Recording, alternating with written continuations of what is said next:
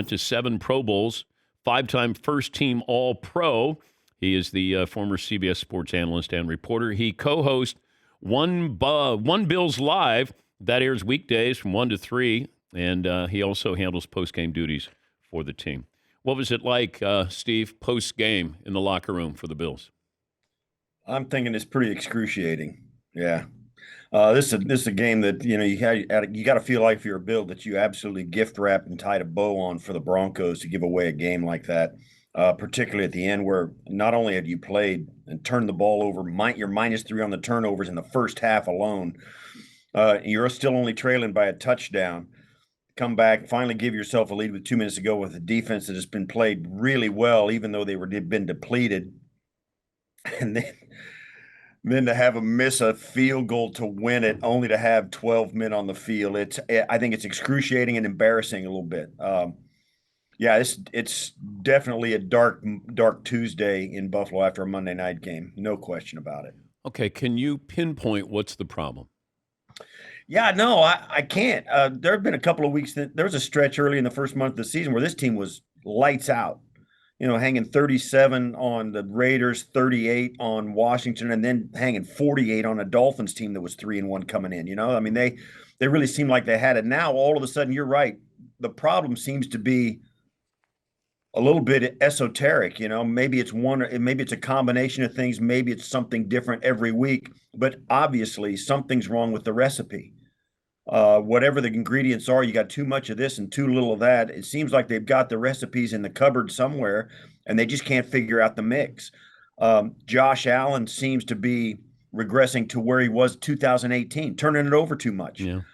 Certainly, he's and one thing that's been disconcerting is they come out of these games and they're turning it over. I mean, right away. I mean, right out of the gate. In 3 games this year, they've turned it over on the first series. Couple of games on the first offensive play.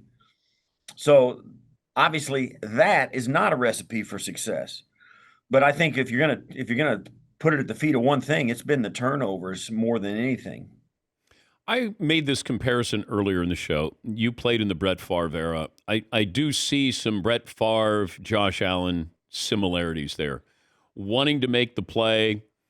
Brett was a gunslinger. I don't know if Josh is labeled a gunslinger, but always willing to try to make the big play, sometime to the detriment of their team. Is that a fair comparison? Oh, I think so. I think Josh has been labeled even by some of the people that have played in post-game comments. Teams have said, yeah, we see a lot of arm arrogance in Josh Allen. We know he's going to try and make a throw nobody else is going to try and make. And let's face it, I mean, it's awesome when he does it and pulls it off. And he does it once or twice a game, in almost every game. But lately, he's been trying a little too much and been trying, some of the same shots. The shot to the deep throw to the sideline on a hole shot on a cover 2. He tries that and he'll hit it more than anybody, but he throws more interceptions there than anybody because that underneath receiver, the underneath defensive back sloughs off and gets back into the throwing lane a little faster than Josh anticipates. We've seen some outstanding catches made in that spot. We've seen multiple interceptions being thrown there.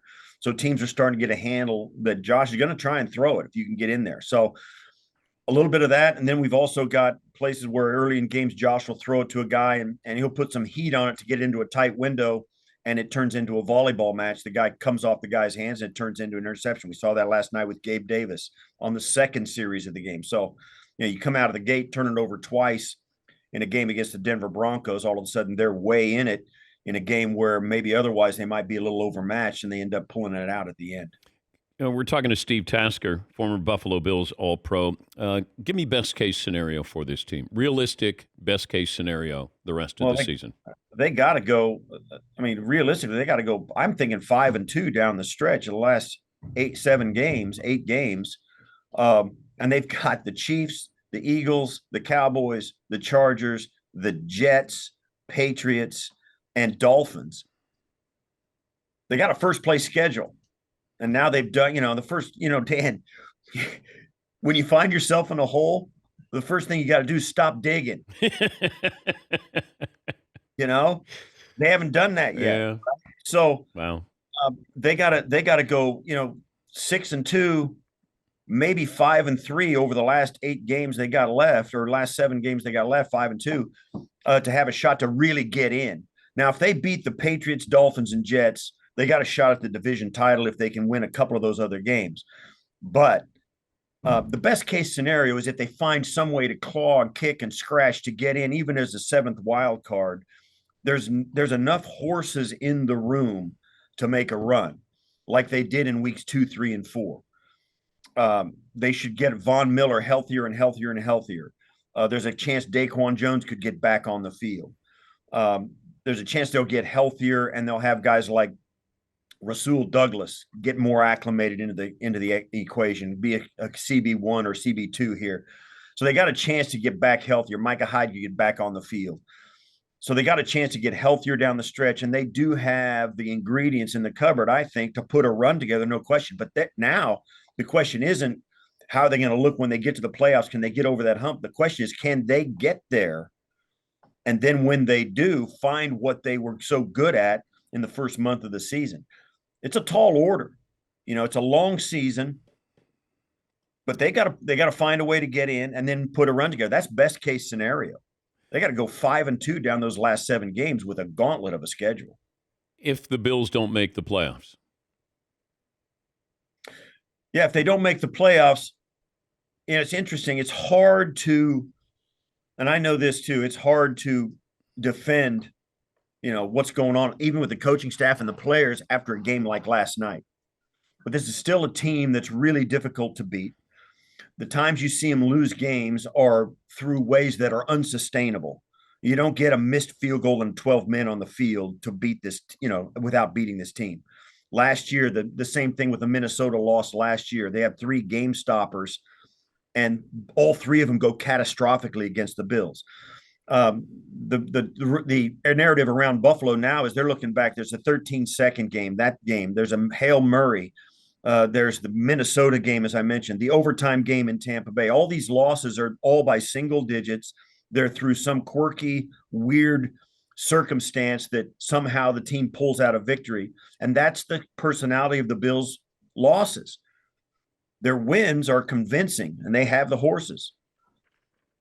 But if you don't go to the playoffs this year and you look at how they've lost, it does seem to be something in that recipe that is not allowing them to get over the hump. You got names like now Marty Schottenheimer and Marvin Lewis being compared to Sean McDermott as a guy who builds a great culture, great system, but they're not good enough to get over the top. Tony Dungy, the same thing when he was in Tampa Bay before he got to Indianapolis. There's been other coaches like that. Andy Reid, same thing. He was in Philly, could never get over the hump. He was a good coach, never a great coach. Well, now we've seen him take that next step. That's where Sean McDermott and this staff seem to be, on the cusp of being good enough to put together a really competitive team, but something's missing when they get to the pinnacle. Great to talk to you again, Steve. Thanks for joining us. Great seeing you, Dan. Thanks for having me on. Steve Tasker, 5-time first-team All-Pro, special teams, 7-time Pro Bowl selection, and works for the Buffalo Bills.